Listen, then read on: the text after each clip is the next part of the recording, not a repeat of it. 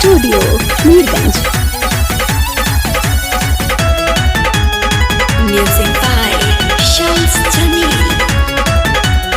देखो नया गोइल होली रंगे द हमर के चोली। देखो नया गोइल होली रंगे द हमर के चोली। काहे करतारू ओइसे के हाला, काहे करतारू ओइसे के हाला। धीरे से लगाई रंगवा लागे बड़ी पाला।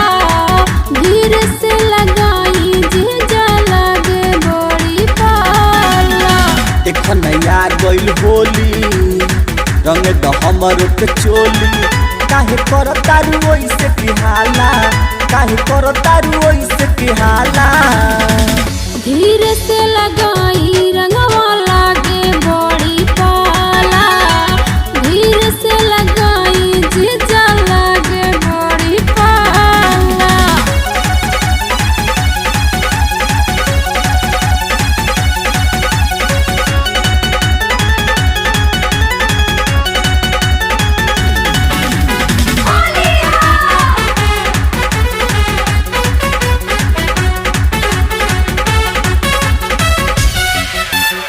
तू ही जे कहलू एजी होली में हिलाली। अगर लगा के जीजा सरधा पुराली। तू ही जे कहलू एजी होली में हिलाली। अगर लगा के जीजा सरधा पुराली। जनी महारत जोर में ताला, जनी महारत जोर में ताला। सुनता धीरे से लगाई रंगवा लागे बड़ी पाला। धीरे से लगाई जीजा लागे बड़ी पाला।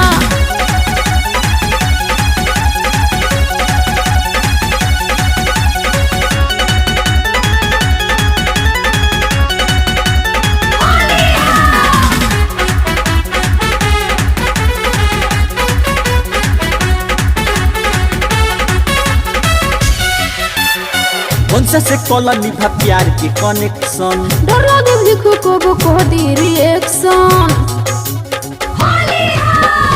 रंगे तो साली हो झूला के खजाना।